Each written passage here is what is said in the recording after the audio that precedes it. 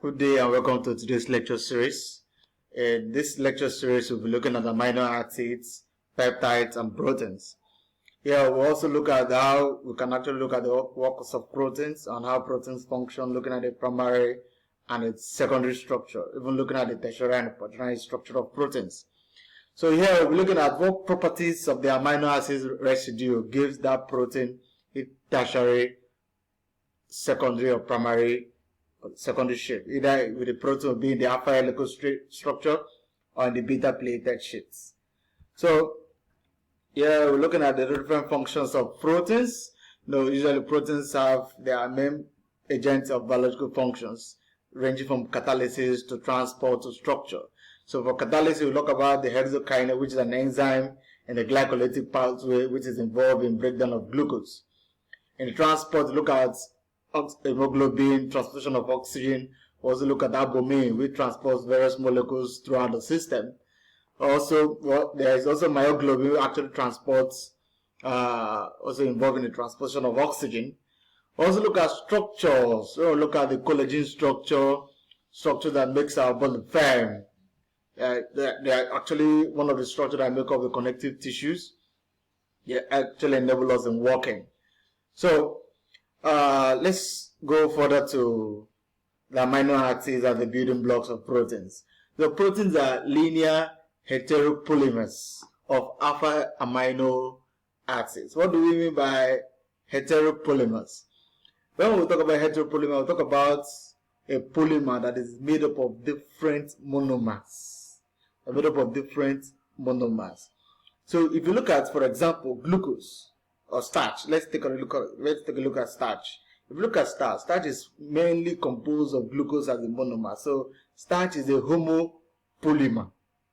So we also have other things that are heteropolymer. Example is the proteins, because it has different amino acids that makes up the protein. So we can say the protein is we can say most proteins of biological functions are heteropolymers of alpha amino acids. So in this lecture, we'll be looking at what makes us to know that this amino acid is an alpha amino acid or a gamma amino acid. So in this lecture, we'll look at how do we identify an amino acid, if it's an amino acid is an alpha amino acid or a gamma amino acid, such as gamma butyric acid. So in your exams, or maybe your classes, or maybe classwork or exams, you might be asked, identify which of the following is an alpha amino acid. So you should be able to know how to identify them. Now, amino acids have properties that are well suited to carry out a variety of biological functions, ranging from the capacity to polymerize. So they can actually form polymers, which we actually term as proteins. They are useful in acid-base properties because of the carboxylic group, and the amino group can act as acid-base properties. They have very physical properties. For example, the properties of alanine is different from the properties of phenylalanine, which is also different from the properties of glutamic acid or aspartic acid, which also give rise to the varieties of chemical functionalities. For example, the glutamic acid, which is an acidic amino acid, you can see that it has a carboxylic or a carbonyl functional group. We have lysine, which also have an amino functional group. So we have different, even the phenylalanine has a benzene ring. That also has a benzene ring. So this you're seeing here is the core general structure of amino acids. You can see in this structure, okay, you can see in this structure the carboxylic group at this point.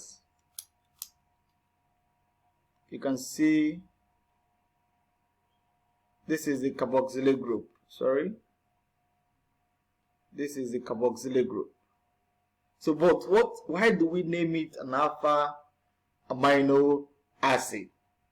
It is alpha amino acid because of the carbon here after the carbonic carbon is called an alpha carbon. So if you draw a chemical structure like this, okay, OH, Excuse me. If we draw a carboxylic group, and let's say, so this is carbon 1, carbon 2, carbon 3, carbon 4, 5, 6, 7, 8, 9. So the carbon after the carboxylic group is called an alpha carbon. Why the other one after the alpha carbon is called the beta carbon. That's why we have beta oxidation of fatty acids, where we'll go further in biochemistry. So this is the carbonic carbon, which is the carboxyl group. Then this is the alpha carbon. You can see it's the carbon after the carbonic carbon. Now the amino group is also attached to the alpha carbon. So that makes it an amino acid. So every amino acid have this core structure, the carboxylic group, the amino group, and hydrogen. Now what differentiates each amino acid is the arrow group. So depending on the molecule that is present on the arrow group defines the amino acid. If we have H here, we will call it the glycine. If we have CH3, we call it alanine. So that is how we go for that. So you can see now that this is why it is called an alpha amino acid. If the structure is not looking like this, don't call it an alpha amino acid. So you can see that the alpha carbon in all the 20 amino acids have 4 substituents: the amino group, the carboxyl group, and the alpha hydrogen group. Then this arrow group is what differentiates each of the individual amino acids that are found in proteins. Okay, we have 2 exceptions of this rule. You have 2 exceptions of this rule, that the arrow rule. Okay, so for glycine, we have hydrogen. So the arrow group for glycine is just hydrogen, and that is why glycine is optically inactive. So if they ask you which of the 20 amino acids that are found in proteins is optically inactive, the answer there is what? Is glycine. Glycine is optically inactive because it doesn't have a chiral center. So for it to have a chiral center, it must have 4 different groups: 1 group, 2 group, 3 group. So this is not 4. So this group and this group are the same. So we have a total of 3 groups here. But for proline also is actually, you can see you have this hydrogen and we have this other group. So proline is the only cyclic structure, that is the only amino acid that the cyclic nature connects the arrow group and the alpha amino group at this point. You can see the connection here. So those are the 2 exceptions for the 20 amino acids that are found in proteins. So let's progress. So proteins only contains L amino acids. Proteins only contains L amino acids, and this is actually important in nature. It's actually important in nature. For example, the peptidoglycan. The peptidoglycan is made up of D amino acids. So because it is made up of D amino acids, okay, peptidoglycan is actually the cell wall that is found in bacteria, most bacteria. So the nature of the peptidoglycan, peptido, which means it has a peptide and it also has a carbohydrates unit, which is the glycan. So the type of amino acid that is found in the peptide chain of the peptidoglycan is a D form of amino acid. So that is why the enzymes in nature that are designed to break down peptides or proteins actually identify the L amino acid form. They don't usually identify the D amino acid form. So that is why when the microorganisms invade the system should be able to degrade the peptidoglycan wall. But because of the stereotype of the amino acid is not accessed, the protein cannot access, or the enzyme cannot access the stereotype of the type of amino acid that is found in the peptidoglycan. So this is the structure of the amino acid. So amino acid classification, we have the aromatic amino acid based on the arrow group. So if a benzene if a benzene is located at the arrow group, benzene located at the arrow group, we can say that that's if a benzene ring is located at the arrow group, we can say it is an aromatic amino acid. An example is phenylalanine, thyroxine, and tryptophan. Those are the major amino acids that has, you can see them here, phenylalanine, thyroxine, and tryptophan. So these amino acids are aromatic amino acids, and they have an absorption of UV light at 27 to 280 nanometers. So if you ask, which of the following amino acids absorb light strongly at 280 nanometer, you should bear in mind that it must be an aromatic amino acid. So you must be looking out for either phenylalanine, thyroxine, or tryptophan. So we have the polar uncharged. The polar uncharged amino acids are we call it the non-polar aliphatic. Polar uncharged. Polar uncharged, we have the serine, threonine, cysteine, asparagine, and glutamine. These are the polar uncharged arrow groups. Why do they call them polar? Because they are water loving. They can actually solubilize. They can solubilize in water. That means they are polar in H2O, in water. So, but for example, you can see that why they are called uncharged is because of the uncharged arrow groups. You can see the arrow groups in the patches here. You can see the arrow groups on the. You can see the arrow groups here.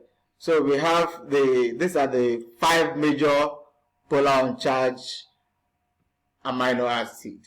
So if you are asked to categorize or classify the amino acid, you can say amino acid has their aromatic amino acids, their polar uncharged amino acid. We also have non-polar aliphatic arrow groups. Here we have the glycine, alanine, proline, valine, leucine, isoleucine, and methionine.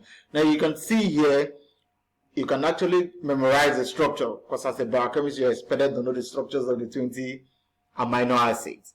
So in my next video, I'll be telling you ways at which you can actually draw the 20 structures of amino acid without actually cramming them. Because when you know glycine, invariably you know alanine. And when you know alanine, which is the CH3 you can see here, you can just draw a benzene ring attached to the CH3 and you have a phenylalanine. So we have positively charged arrow groups, which is the lysine, the arginine, and the histidine. These are the positively charged amino acids that are found in proteins. So you can be asked to identify positively charged amino acid. The answer is either lysine, arginine, or histidine. So we have the negatively charged arrow group, which is also polar. So there are actually 2, which is aspartate and glutamate. Now if you see the structure, the glutamate is just a 5 carbon, while the aspartate is 4 carbon. So by extension of 1 additional carbon, you have the glutamate. So if you know the structure of aspartate, invariably you just add an addition of 1 hydrogen before the COO minus, you get the glutamic acid amino acid. So let's also look at the ionization of amino acids. So amino acid contains at least 2 ionizable protons, each with its own pKa. So when we talk about 2 ionizable proton or ionizable groups, we'll look at the core structure. Let's look at the core structure. So this here, excuse me. Okay, so you can see the COO minus and the NH3 plus are the 2 ionizable molecules in amino acids.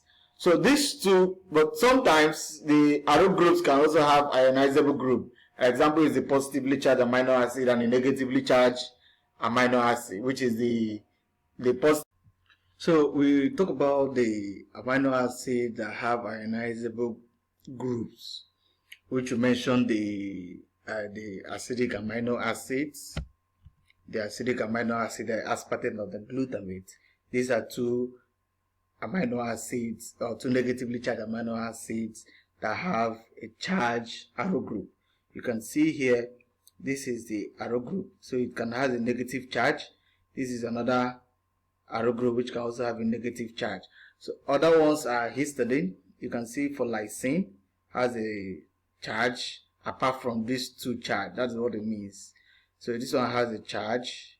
This one has a charge. This can also have a charge. So if these have charges, we'll refer them as positively charged amino acids. These ones are positively charged, while the other ones are negatively charged.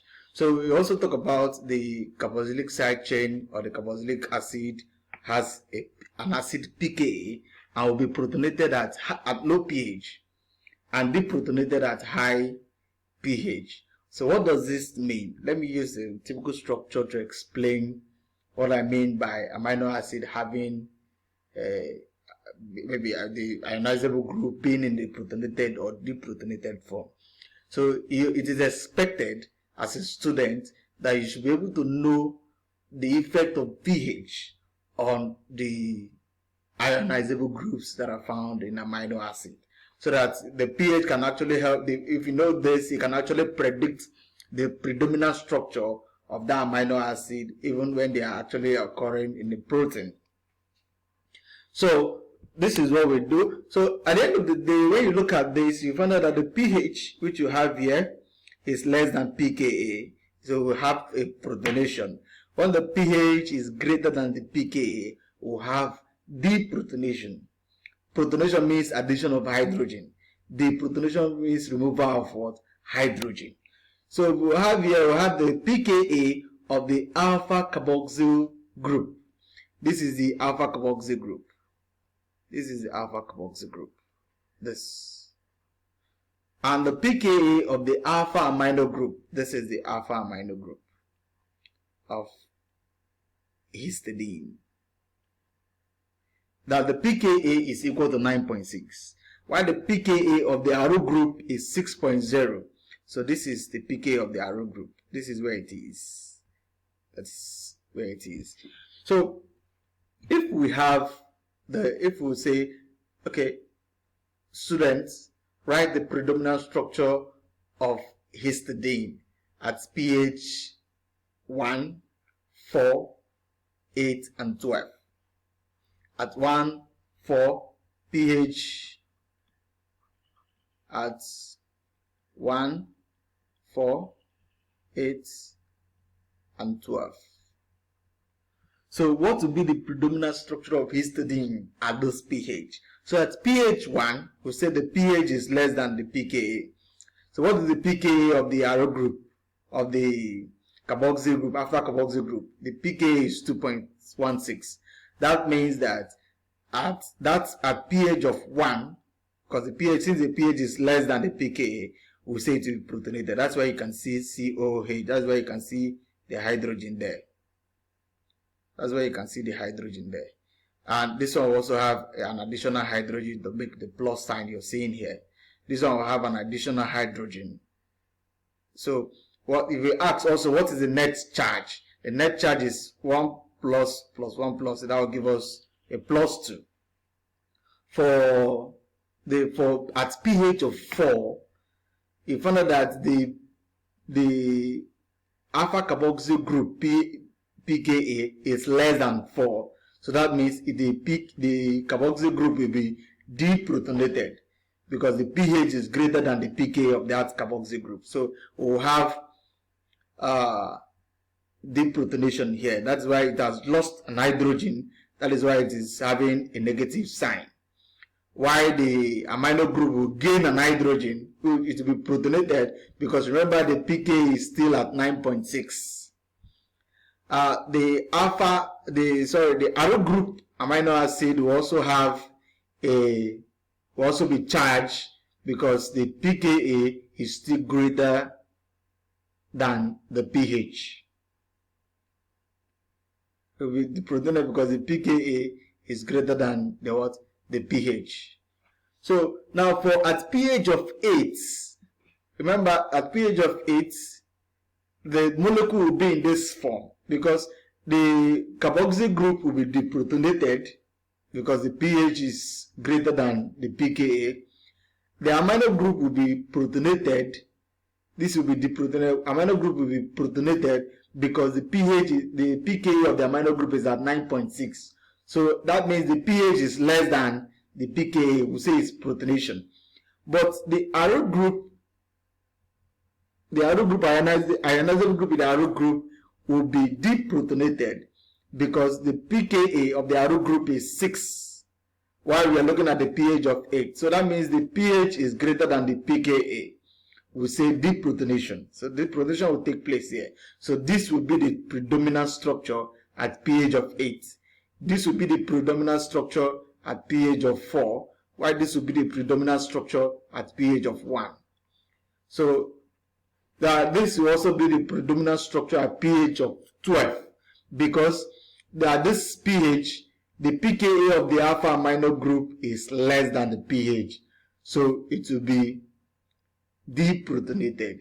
That is why you're seeing it's not carrying any charge here.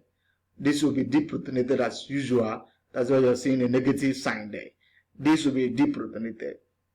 So the net charge will just be a -1. So that is how, that's how you can predict the predominant structure of the amino acid in a particular pH. So if these amino acids are making up a protein, you can as well predict, of course, in protein, the alpha amino group and the alpha carboxyl group will be participating in the peptide bonding. So the only side chains that are allowed to have ionization is the positively amino acid and the negatively charged amino acid, which is the aspartate and glutamate, and the arginine, lysine, and histidine. Sometimes the ionizable group, sometimes the hydroxyl group in thyroxine can also be ionized, but that actually comes in at a very high pH, at pH of 10 above. So ionization of amino acid. We've talked about the ionization, talked about they are positively charged form, negatively charged form. But when we look at the pKa between the H group, we can tell you that the amino acid usually exists in the zwitter ionic form. The zwitter ionic form is the form in which the amino acid has a net charge of 0. That means it has a positively charged and a negatively charged groups. So now look at this. We have the amino acid with uncharged side chains such as glycine has 2 pKa's, and that is not only glycine. Most of the non-polar side chain amino acid usually have 2 pKa's, and they can actually serve as buffers between these two regions. Now the pKa value of the alpha carboxyl group is 2.34, while the pKa values of the alpha amino group is 9.6. Now for we to get the isoelectric point, we say the isoelectric point Pi is equal to the pKa1, or pK1, just say pK1 plus pK2 divided by 2. So that will give us 2.34 plus 9.6 over 2. That will give us 5.97. So that is the isoelectric point for glycine. So at this point, at this pH point, the amino acid glycine will be 0. The net charge of the amino acid will be 0. So that's what you're seeing here. So at 2.34, the amino acid will have a buffering capacity at this region. At 9.6, the amino acid will also have a buffering capacity at this region. Remember, this is the pKa of the alpha amino group, while this is the pKa of the alpha carboxyl group. So within these two regions, the amino acid can actually serve as a buffer. You know what? Okay, for example, a buffer is a solution that resists change in pH. within this change in pH. But okay, let me not go into details. But in our next class or in my buffer class, I will explain buffers and how we can do some calculations on the buffers. So we have the isoelectric point.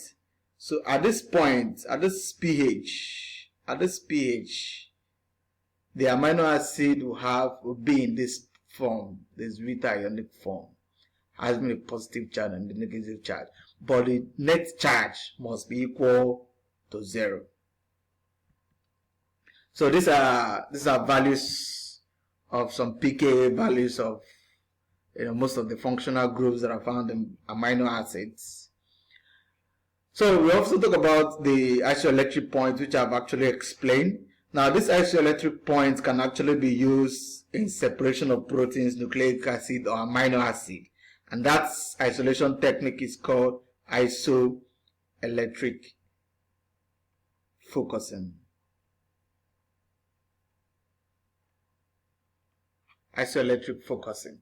So in isoelectric focusing, we employ the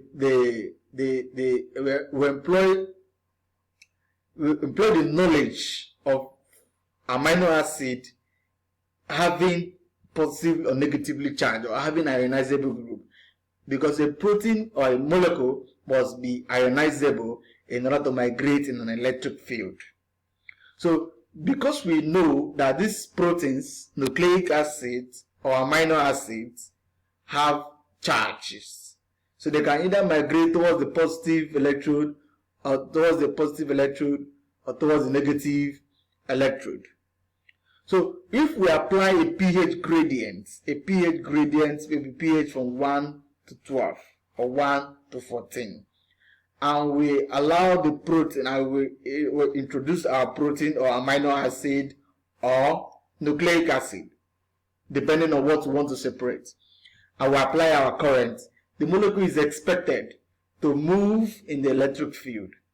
Now, as the protein or amino acid or this thing is migrating along that field, if it gets to a pH that is equal to the isoelectric point of the protein or the amino acid, the protein will precipitate out. So that we can actually employ that in separation of proteins, amino acids, or nucleic acid, or any charged molecule.